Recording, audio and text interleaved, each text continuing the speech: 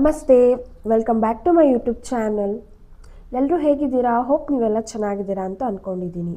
ಇವತ್ತಿನ ವ್ಲಾಗಲ್ಲಿ ನಾನು ಕುಕಿಂಗ್ನ ಶೇರ್ ಮಾಡ್ತಾ ಇದ್ದೀನಿ. ಮಧ್ಯಾಹ್ನದ ಊಟಕ್ಕೆ ನಾನು ಬ್ರಾಹ್ಮಿನ್ ಸ್ಟೈಲ್ ಮಜ್ಜಿಗೆ ಹುಳಿ ಹೇಗೆ ಮಾಡೋದು ಅಂತ ತೋರಿಸ್ಕೊಡ್ತಾ ಇದ್ದೀನಿ. ನಮ್ಮ ಕಡೆ ಮದುವೆಗಳಲ್ಲೆಲ್ಲ ಧಾರೆ ಊಟಕ್ಕೆ ಮಜ್ಜಿಗೆ ಹುಳಿ ಮಾಡೇ ಮಾಡ್ತೀವಿ, ತುಂಬ ಟೇಸ್ಟಿಯಾಗಿರುತ್ತೆ. ಅದೇ ರೀತಿ ಟೇಸ್ಟಿಯಾಗಿ ತುಂಬ ಚೆನ್ನಾಗಿ ಹುಳಿ ಬರದೇ ಇರೋ ರೀತಿ, ಹಾಳಾಗದೇ ಇರೋ ರೀತಿ, ತುಂಬ ಹೊತ್ತು ಹಾಳಾಗದೇ ಇರೋ ರೀತಿ ಮಜ್ಜಿಗೆ ಹುಳಿ ನಾನು ಹೇಳೋ ಮೆಥಡಲ್ಲಿ ಪ್ರೋಸೆಸಲ್ಲಿ ಮಾಡಿದ್ರೆ ತುಂಬ ಚೆನ್ನಾಗಿರುತ್ತೆ. ಹಾಗಿದ್ರೆ ಬನ್ನಿ ಮಜ್ಜಿಗೆ ಹುಳಿ ಮಾಡೋದು ಹೇಗೆ ಅಂತ ತೋರಿಸ್ಕೊಡ್ತೀನಿ. ನೀವಿನ್ನೂ ನಮ್ಮ ಚಾನಲ್ನ ಸಬ್ಸ್ಕ್ರೈಬ್ ಮಾಡ್ಕೊಳ್ದಲ್ಲೇ ನೋಡ್ತಾ ಇದ್ದರೆ, ಯಾರಾದರೂ ಹೊಸೊಬ್ಬರು ನಮ್ಮ ಚಾನಲ್ನ ನೋಡ್ತಾ ಇದ್ದರೆ ದಯವಿಟ್ಟು ನಮ್ಮ ಚಾನಲ್ನ ಸಬ್ಸ್ಕ್ರೈಬ್ ಮಾಡಿಕೊಂಡು ನೋಡಿ. ಮತ್ತು ವಿಡಿಯೋ ಇಷ್ಟ ಆಗಿದ್ದಲ್ಲಿ ವಿಡಿಯೋನ ಲೈಕ್ ಮಾಡಿ, ಶೇರ್ ಮಾಡಿ ಮತ್ತು ಕಾಮೆಂಟ್ ಸಹ ಮಾಡಿ. ಬನ್ನಿ ವಿಡಿಯೋ ಸ್ಟಾರ್ಟ್ ಮಾಡೋಣ. ಒಂದು ಬಾಣಲೆನ ಬಿಸಿಗೆ ಇಟ್ಕೊಂಡಿದ್ದೀನಿ. ಬಾಣಲೆ ಬಿಸಿ ಆದಮೇಲೆ ಎಣ್ಣೆನ ಹಾಕ್ತಾಯಿದ್ದೀನಿ. ಎಣ್ಣೆ ಕಾದಾದಮೇಲೆ ಅರ್ಧ ಟೇಬಲ್ ಸ್ಪೂನಷ್ಟು ಮೆಂತ್ಯ ಕಾಳು, 1 ಟೇಬಲ್ ಸ್ಪೂನಷ್ಟು ಮೆಣಸನ್ನ ಹಾಕ್ತಾಯಿದ್ದೀನಿ. ಮೆಣಸು ಆಪ್ಷನಲ್ಲು, ತುಂಬ ಚೆನ್ನಾಗಿರುತ್ತೆ, ಅದಕ್ಕೆ ಹಾಕ್ಕೊತೀನಿ. ಮತ್ತು ಒಂದು 3 ಟೇಬಲ್ ಸ್ಪೂನಷ್ಟು ಜೀರಿಗೆನ ಹಾಕಿ ಚೆನ್ನಾಗಿ ಎಣ್ಣೆಯಲ್ಲಿ ಫ್ರೈ ಮಾಡ್ಕೊಳ್ಳೋಣ. ಖಾರಕ್ಕೆ ತಕ್ಕಂತೆ ಹಸಿಮೆಣ್ಸಿನ್ಕಾಯಿ ಹಾಕಿ ನಾನು ಒಂದು 10 ಹಸಿಮೆಣ್ಸಿನ್ಕಾಯಿ ಹಾಕಿದ್ದೀನಿ. ಮೈಲ್ಡಾಗಿದ್ದರೆ ಮಜ್ಜಿಗೆ ಹುಳಿ ತುಂಬ ಚೆನ್ನಾಗಿರುತ್ತೆ. ನಾನು 10 ಹಸಿಮೆಣ್ಸಿನ್ಕಾಯಿ ಹಾಕಿದ್ದೀನಿ, ಕಡಿಮೆ ಬೇಕಂದ್ರೆ ಹಾಕ್ಕೋಬೋದು. 2 ಇಂಚು ಶುಂಠಿನ ಚೆನ್ನಾಗಿ ತೊಳೆದು ಜಜ್ಜಿಟ್ಕೊಂಡಿದ್ದೆ, ಅದನ್ನು ಸಹ ಈ ಫ್ರೈಗೆ ಆ್ಯಡ್ ಮಾಡ್ಕೊತಾ ಇದ್ದೀನಿ.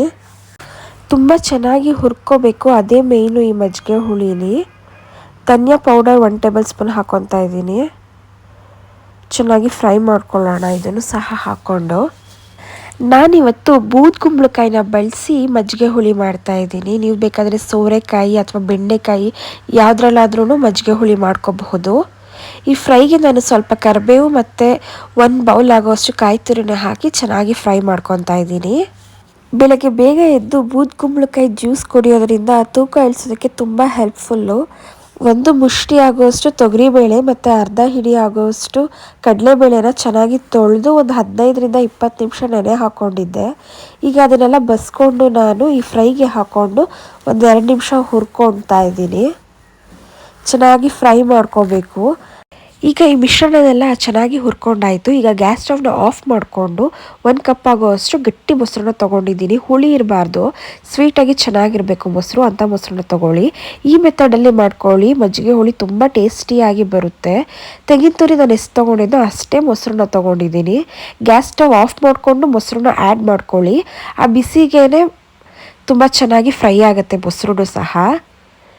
ಈಗ ಒಂದು ಮಿಕ್ಸರ್ ಗ್ರೈಂಡರ್ಗೆ ಇದನ್ನೆಲ್ಲ ಹಾಕಿ ನೈಸಾಗಿ ಗದ್ದ ರೀತಿ ರುಬ್ಕೋಬೇಕು ಫ್ರೆಂಡ್ಸ್.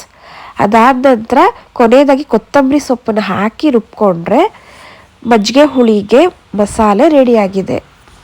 ಮಜ್ಜಿಗೆ ಹುಳಿಗೆ ಮಸಾಲೆ ರೆಡಿ ಆದಮೇಲೆ ಈಗ ನಾನು ಬೂದ್ ಕುಂಬಳಕಾಯಿನ ಬೇಯಿಸ್ಕೊತಾ ಇದ್ದೀನಿ. ಬೂದ್ ಕುಂಬಳಕಾಯಿ ಬೇಯಿಸ್ಕೊಳ್ಳೋದಕ್ಕೆ ಒಂದು ಬಾಣಲೆಗೆ 2 ಟೇಬಲ್ ಸ್ಪೂನ್ ಆಗೋಷ್ಟು ಎಣ್ಣೆನ ಹಾಕ್ಕೊಂಡಿದ್ದೀನಿ.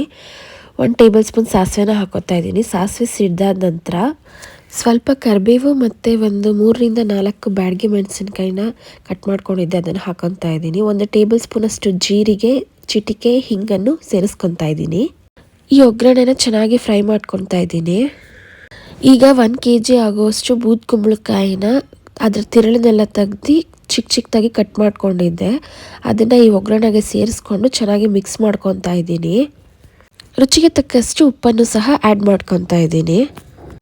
ಈ ಬೂದ್ ಕುಂಬಳಕಾಯಿ ಹೋಳುಗಳು ಬೇಯುವಷ್ಟು ನೀರನ್ನು ಸೇರಿಸ್ಕೊತಾ ಇದ್ದೀನಿ. ಬೂದ್ ಕುಂಬಳಕಾಯಿ ಮುಳುಗುವಷ್ಟು ನೀರಾದರೆ ಸಾಕು. ಒಂದು 2ರಿಂದ 3 ಲೋಟ ನೀರನ್ನು ನಾನಿಲ್ಲಿ ಆ್ಯಡ್ ಮಾಡ್ಕೊತಾ ಇದ್ದೀನಿ. ಬೂದ್ ಕುಂಬಳಕಾಯಲ್ಲಿ ಫೈಬರ್ ಹೆಚ್ಚಾಗಿರೋದ್ರಿಂದ ಅಜೀರ್ಣ, ಮಲಬದ್ಧತೆ, ಗ್ಯಾಸ್, ಅಸಿಡಿಟಿ ಇದೆಲ್ಲನೂ ನಿವಾರಣೆ ಮಾಡೋದಕ್ಕೆ ಸಹಾಯ ಮಾಡುತ್ತೆ. ವಿಟಮಿನ್ B3 ಮತ್ತು ಪೌಷ್ಟಿಕಾಂಶಗಳು ಹೆಚ್ಚಾಗಿರೋದ್ರಿಂದ ಈ ಬೂದ್ ಕುಂಬಳಕಾಯಲ್ಲಿ ಶಕ್ತಿ ನೀಡುತ್ತೆ ಮತ್ತು ದೌರ್ಬಲ್ಯಗಳನ್ನೆಲ್ಲ ಕಡಿಮೆ ಮಾಡುತ್ತೆ. ಚರ್ಮದ ಕಾಂತಿ ಹೆಚ್ಚುತ್ತೆ ಮತ್ತು ಕೂದಲನ್ನು ಬಲವಾಗಿ ಬೆಳೆದು ಹೊಳೆಯುವಂತೆ ಮಾಡುತ್ತೆ. ಮೆದುಳಿನ ಆರೋಗ್ಯನೂ ಈ ಬೂದ್ ಕುಂಬಳಕಾಯಿ ರಕ್ಷಿಸುತ್ತೆ. ಮಜ್ಜಿಗೆ ಹುಳಿ ಅಂದರೆ ಬೂದ್ ಕುಂಬಳಕಾಯಲ್ಲಿ ಮಾಡ್ಬೋದು, ಬೆಂಡೆಕಾಯಲ್ಲಿ ಮಾಡ್ಬೋದು, ಸೌತೆಕಾಯಲ್ಲಿ ಮಾಡ್ಬೋದು, ಸೋರೆಕಾಯಲ್ಲಿ ಮಾಡಬಹುದು, ಅಥವಾ ಎಲ್ಲ ಥರ ಸೊಪ್ಪು ಬಳಸಿ ಮಾಡಬಹುದು. ಮಸಾಲೆ ಸೇಮ್ ಇರುತ್ತೆ, ಬಟ್ ತರಕಾರಿ ವ್ಯತ್ಯಾಸ ಇರುತ್ತೆ ಅಷ್ಟೇ. ಇದೇ ಮಸಾಲೆ. ಬೆಂಡೆಕಾಯಿ ಆದರೆ ಸ್ವಲ್ಪ ಕರ್ದು ಮಾಡಬೇಕಾಗತ್ತೆ, ಬೇರೆ ತರಕಾರಿಗಳಾದರೆ ಬೇಯಿಸ್ಕೊಂಡು ಇದೇ ರೀತಿ ಮಾಡಬೇಕಾಗತ್ತೆ. ಈಗ ಬೂದ್ ಕುಂಬಳಕಾಯಿ ಹೋಳು ತುಂಬ ಸಾಫ್ಟಾಗಿ ಬೆಂದಿದೆ, ತುಂಬ ಚೆನ್ನಾಗಿ ಬೆಂದಿದೆ. ನೀವು ನೋಡ್ತಾ ಇರಬಹುದು. ಇದಕ್ಕೆ ನಾನೀಗ ರುಬ್ಬಿಟ್ಕೊಂಡಿರೋಂತಹ ಮಸಾಲೆನ ಸೇರಿಸಿ ಒಂದು ಕುದಿ ಬರೋವರೆಗೂ ಬಿಡ್ತೀನಿ. ರುಬ್ಬಿಟ್ಕೊಂಡಿರುವಂತಹ ಮಸಾಲೆನ ಈ ಬೂದ್ಕುಂಬಳಕಾಯಿ ಹೋಳುಗಳಿಗೆ ಸೇರಿಸಿ ಚೆನ್ನಾಗಿ ಮಿಕ್ಸ್ ಮಾಡ್ಕೊತಾ ಇದ್ದೀನಿ. ಈ ಬೂದ್ಕುಂಬಳಕಾಯಿನ ತಿನ್ನೋದ್ರಿಂದ ದೇಹ ತಂಪಾಗಿಸುತ್ತೆ ಮತ್ತು ಜೀರ್ಣಕ್ರಿಯೆ ಸುಧಾರಿಸುತ್ತೆ. ವಿಟಮಿನ್ ಸಿ ಮತ್ತು ಖನಿಜಾಂಶಗಳಿರೋದ್ರಿಂದ, ಪೊಟ್ಯಾಷಿಯಮ್ ಇರೋದ್ರಿಂದ ರೋಗ ನಿರೋಧಕ ಶಕ್ತಿ ಕೂಡ ಹೆಚ್ಚುತ್ತೆ. ಸೊ ನಾನೀಗ ಬೇಯಿಸ್ಕೊಂಡಿರೋ ಬೂದ್ಕುಂಬಳಕಾಯಿಗೆ ಮಸಾಲೆನ ಹಾಕಿ ಅದಕ್ಕೆ ತಕ್ಕಂತೆ ನೀರನ್ನು ಸಹ ಹಾಕಿ ಕುದಿಸ್ಕೊತಾ ಇದ್ದೀನಿ. ಬೂದ್ಕುಂಬಳಕಾಯಿ ಹುಳಿ ಸ್ವಲ್ಪ ಗಟ್ಟಿಗೆ ಬೇಕು ಅಂತ ಅಂದರೆ ಕಡಿಮೆ ನೀರನ್ನ ಸೇರಿಸ್ಕೊಳ್ಳಿ, ತೆಳುವಾಗಿ ಬೇಕು ಅಂತ ಅಂದರೆ ನೀರು ಹೆಚ್ಚಾಗಿ ಸೇರಿಸ್ಕೊಳ್ಳಿ. ಮಿಕ್ಸಿ ಜಾರ್ಗೆ ನಾನು ನೀರನ್ನು ಹಾಕ್ಕೊಂಡು ಸೇರಿಸ್ಕೊತಾ ಇದ್ದೀನಿ. ಇಲ್ಲಿ ಒಂದು 2 ನಿಮಿಷ ಸಿಮ್ಮಲ್ಲಿ ಇಟ್ಕೊಂಡು ಚೆನ್ನಾಗಿ ಬೇಯಿಸ್ಕೊಳ್ಳೋಣ. ಈ ಮಜ್ಜಿಗೆ ಹುಳಿನ ಅನ್ನದ ಜೊತೆ ತಿನ್ನೋದಕ್ಕೆ ತುಂಬ ಚೆನ್ನಾಗಿರುತ್ತೆ. ಎಷ್ಟು ಬೇಕೋ ಅಷ್ಟು ನೀರು ಹಾಕೊಂಡಾದ್ಮೇಲೆ ರುಚಿಗೆ ತಕ್ಕಷ್ಟು ಉಪ್ಪನ್ನು ಹಾಕೊತಾ ಇದ್ದೀನಿ.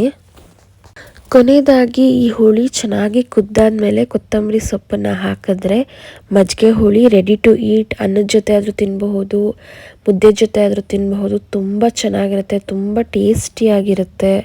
ಮದುವೆ ಮನೆಗಳೆಲ್ಲ ಮಾಡ್ತಾರಲ್ಲ ಅದೇ ರೀತಿ ಮನೆಯಲ್ಲೇ ನಾವು ಸುಲಭವಾಗಿ ಮಾಡ್ಕೊಬಹುದು ಮಜ್ಜಿಗೆ ಹುಳಿನ. ಸೊ ನೋಡಿದ್ರಲ್ವ, ಮಜ್ಜಿಗೆ ಹುಳಿನ ಮನೇಲೇ ಈಸಿಯಾಗಿ ಹೇಗೆ ಮಾಡ್ಕೊಳ್ಳೋದು ಅಂತ ನಿಮಗೆ ತೋರಿಸ್ಕೊಟ್ಟೆ. ಈ ರೆಸಿಪಿನ ನೀವು ಮನೇಲಿ ಟ್ರೈ ಮಾಡಿ ಹೇಗೆ ಬಂತು ಅಂತ ನನಗೆ ಕಾಮೆಂಟ್ ಮೂಲಕ ತಿಳಿಸಿ. ಮತ್ತು ಇವತ್ತಿನ ಈ ಕುಕ್ಕಿಂಗ್ ವ್ಲಾಗ್ ನಿಮ್ಮೆಲ್ರಿಗೂ ಇಷ್ಟ ಆಗಿದ್ದಲ್ಲಿ ವಿಡಿಯೋನ ಲೈಕ್ ಮಾಡಿ, ಫ್ಯಾಮಿಲಿ ಫ್ರೆಂಡ್ಸ್ ಜೊತೆ ವಿಡಿಯೋನ ಶೇರ್ ಮಾಡಿ. ಇನ್ನೂ ಯಾರಲ್ಲ ನಮ್ಮ ಚಾನಲ್ನ ಸಬ್ಸ್ಕ್ರೈಬ್ ಮಾಡ್ಕೊಳ್ದೆ ನೋಡ್ತಾ ಇದ್ದೀರಾ ಅಂದರೆ ದಯವಿಟ್ಟು ನಮ್ಮ ಚಾನಲ್ನ ಸಬ್ಸ್ಕ್ರೈಬ್ ಮಾಡ್ಕೊಂಡು ನೋಡಿ.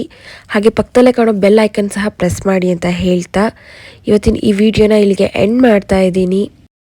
ನೋಡಿದ್ರಲ್ವ, ಮಜ್ಜಿಗೆ ಹುಳಿಗೆ ಕೊನೆಯದಾಗಿ ನಾನು ಕೊತ್ತಂಬರಿ ಸೊಪ್ಪನ್ನು ಹಾಕಿ ಮಿಕ್ಸ್ ಮಾಡ್ಕೊತಾ ಇದ್ದೀನಿ. ಈಗ ಮಜ್ಜಿಗೆ ಹುಳಿ ಸವಿಯಲು ಸಿದ್ಧ.